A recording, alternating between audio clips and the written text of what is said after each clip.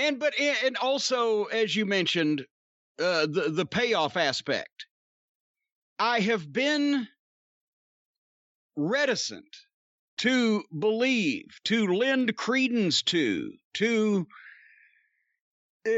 validate the theory that they're paying poor Uncle Dave Meltzer.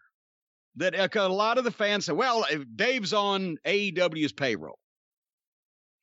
And I've been inclined to think that whatever has caused him to lose his mind and not only like this shit, but he defends Marco Stunt. He defends everything. The second least good match on the show was so-and-so. He'll find a way to buffer that blow no matter what.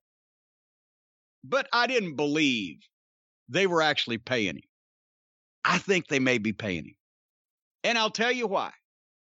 Either that or he is just so pissed off at me for not being his friend anymore because I could not understand why he had lost his mind or why he had lost his principles or why he had lost his prescription for antipsychotic medication or whatever the fuck has caused him to just just slobber over them. And it's even though that he hated rotten wrestling in the WWF that drew 10 times as much money and he would pick it apart granularly, it's just, I thought it was just he wanted to be one of the cool kids and he's having the midlife or late life crisis. Well, he had to be late life crisis. If this was a midlife crisis for him, he'd lived to be 120. But now I think it must be because it's over and above now. I think I don't think it's because he's mad at me, because a grown man would leave it alone. And I don't think that it's just that he loves them so much. I think he is getting paid to do this, and there's something expected of him because he jumped in on this conversation after Jericho had tweeted that to me. And before the next day when I knew anything about it, he had already hopped in pretty instantly. Don't dare give him a consultant's job. Because, oh, no. If it was 20 years ago, great. But now, no, you should hire Mike Tenay. Instead, what the fuck? He said they should give Mike Tenay the consultant. And I'm not laughing because Mike Tenay would be a great consultant. I'm laughing because Mike Tenay and Dave Meltzer have been friends for ages. Brian, you know this, right? For 40 years. Going back to the 70s, yeah. I have also known Mike Tenay for a while, and I had conversations every TNA television taping that was held. I had long conversations with Mike Tenay for a 3-year period. And the reason I'm laughing is because from every conversation that I ever had with Mike Tenay, not only has he had nothing to do with wrestling in the past several years, and from what I understand, doesn't want any more to do with it than what I do, but he would feel the exact same way and express the same sentiments that I expressed, just in a much more polite and less profane manner.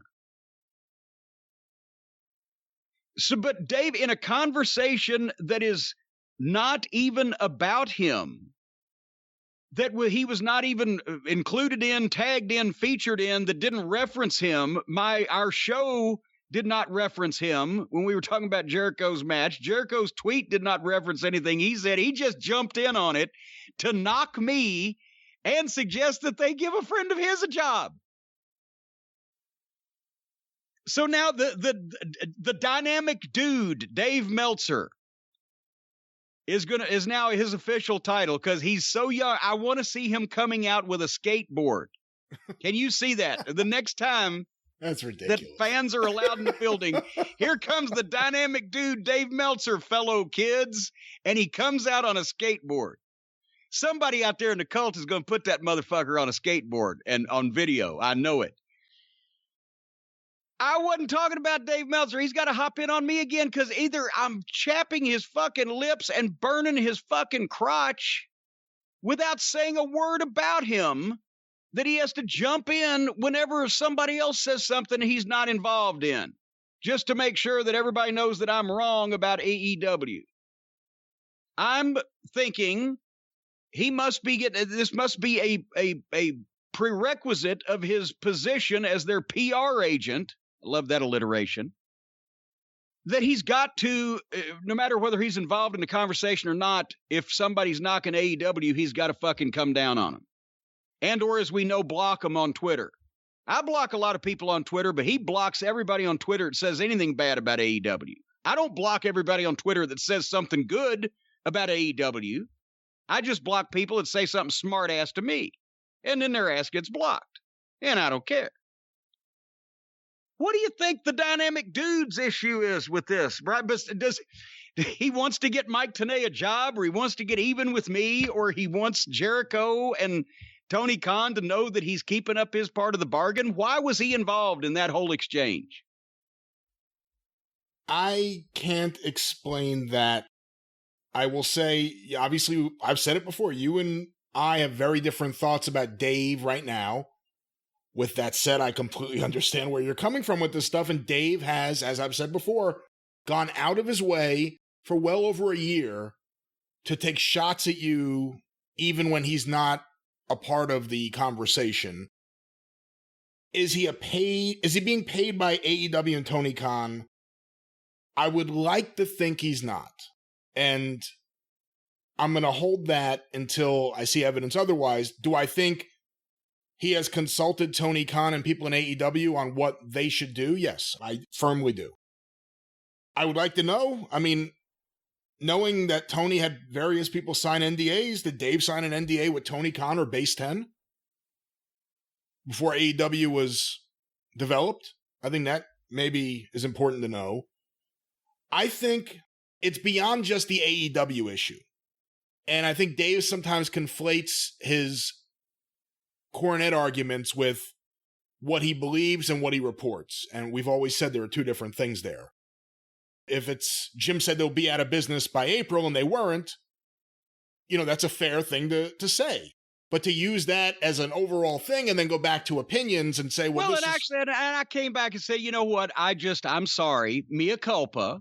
I didn't realize that the standards of viewership had fallen to the point that they have where they would keep a fucking program on from 8 to 10 p.m. in prime time.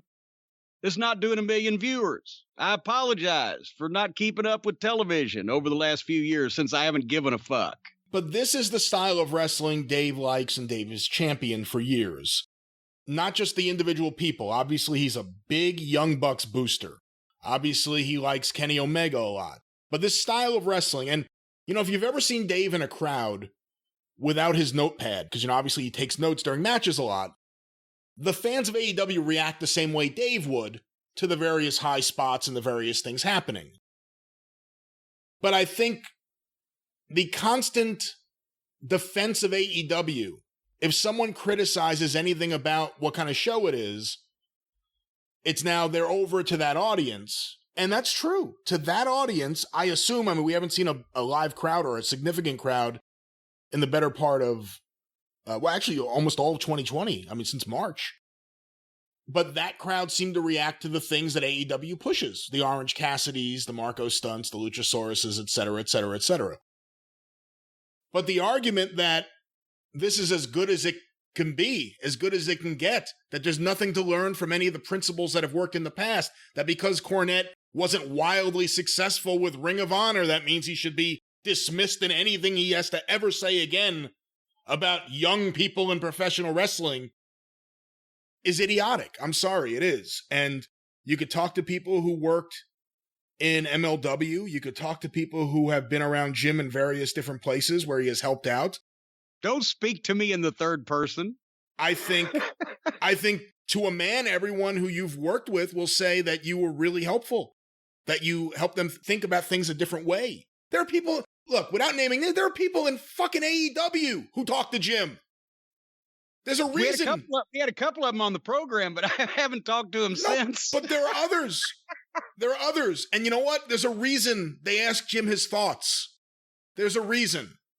It's not like the outsiders are the only people who have an issue with the way AEW does things, or want to look at things from a different perspective, or don't necessarily want the Young Bucks giving their input on creative for other people.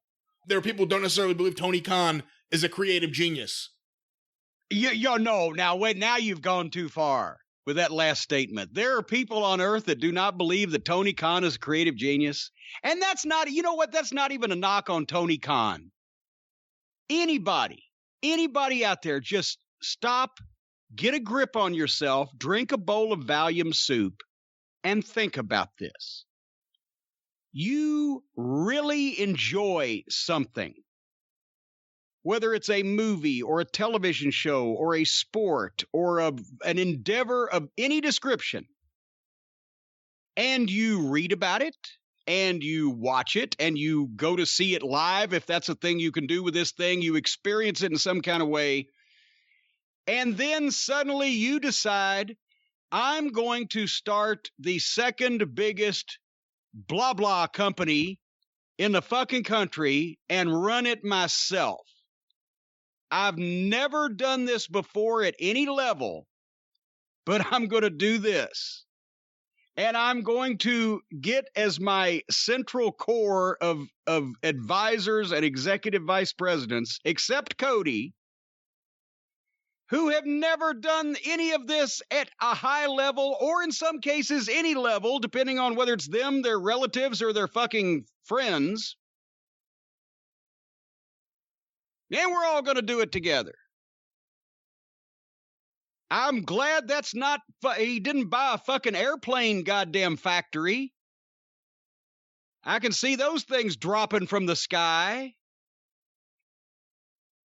You don't just come in and do this at this level and expect to not have a shit show, which is what they've got going on, whether they want to admit it or not. And whether Dave wants to admit it or not, because not only is there a lack of experience, there's also a lack of respect for what this actually is. Because a lot of these guys think that they're too fucking cute to do that wrestling stuff. And they're being innovative and revolutionary and breakthrough in their entertainment, and they can all kiss my big fat white fucking ass.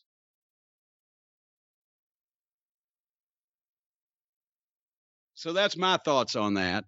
You know, that's the thing, too. I've watched AEW with people who aren't wrestling fans or used to be wrestling fans. And the reaction is never, I need to watch more of this. And I'm not, and for anyone who thinks I'm saying, oh, well, WWE's great. No, WWE sucks, too. Yeah. The point is, they missed that part. They missed that part. That's why we wanted this to be good. That's right. And that's why, and a lot of people wanted it to be good so bad that they're convincing themselves it's good when it ain't fucking good. But it's the same people that wanted so badly to believe that it was good. And they ain't, there are no new people here. There aren't any new people for NXT. There's less people for Raw and SmackDown. We see where this is going. When numbers diminish, it's generally the wrong direction, unless you're talking about COVID cases. And numbers have diminished from the shit show that everybody's been putting on in the name of professional wrestling for the last fucking 20 years. But I'm the crazy one. Every single time you fantasy booked something on this show for AEW, it's been better than what AEW did. And I know that's my opinion. But be fair, that's also faint praise. Faint. But yeah, I mean, the idea that you should just be blindly ignored because you missed the boat on the Young Bucks and Kenny Omega. Because you can't admit that AEW is a wild success, which, again, I wouldn't admit that either. It's been successful because it's still alive. But to look at AEW and think this is as good as it could be, this is as good as the business could be, that's wrong. That's wrong. And I've said this a long time ago on the show. I've made a lot of money in my life from my ability to identify ways to increase business for businesses. I don't look at AEW and think, wow, this is great. This is as good as it can get. It's as good as it could be for that audience, which is a very fickle audience, in case you haven't noticed. But Jesus Christ, go watch The Best Friends with someone who's not a wrestling fan. Go watch Luchasaurus and Marco Stunt with someone who's not a wrestling fan. There's a reason the business doesn't grow anymore. There's a reason we can't get young people to care about the business anymore. There is a reason there aren't large amounts of fans discovering wrestling and getting into wrestling anymore.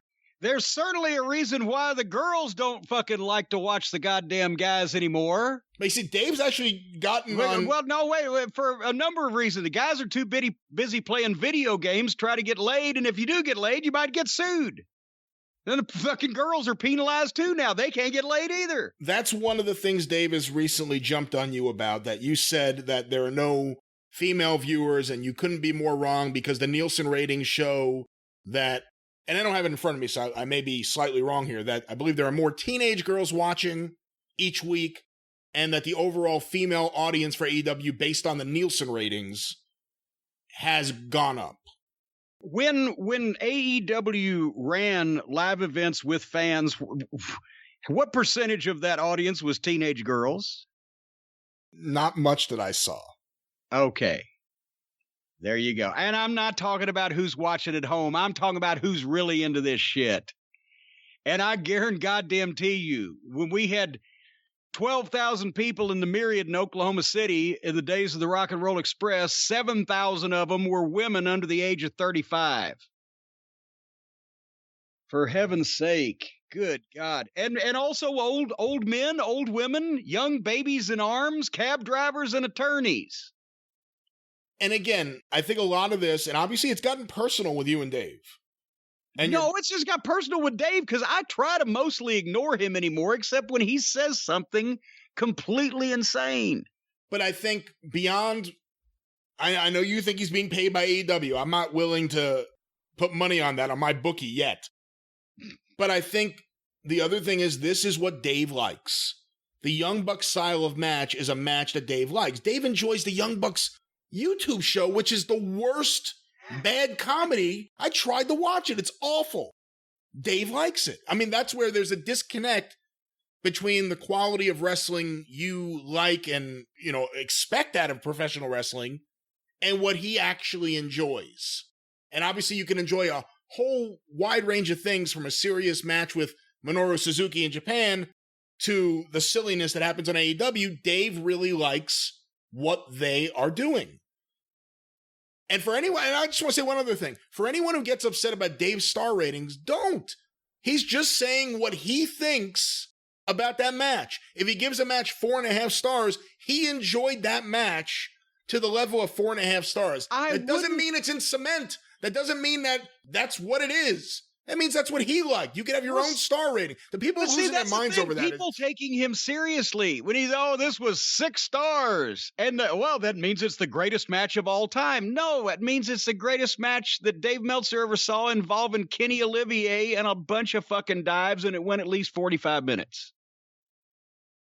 But people take it seriously. And when he gave that fucking hokey fucking street fight where they almost killed each other, and then the fucking goof came out of the trunk, a better rating than Finn Balor and Kyle O'Reilly, 2 trained athletes about killing themselves in the proper way inside the ring as a fucking competitive sport.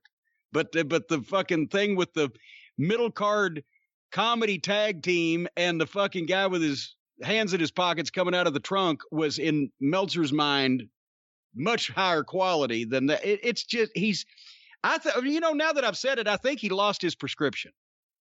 I think if he'd get back on his meds. That's ridiculous. Come on. Because I just went a couple of days this past week without my blood pressure medicine, had to call in a renewal and get through all that shit and everything. It was a few days. I was feeling a little off kilter.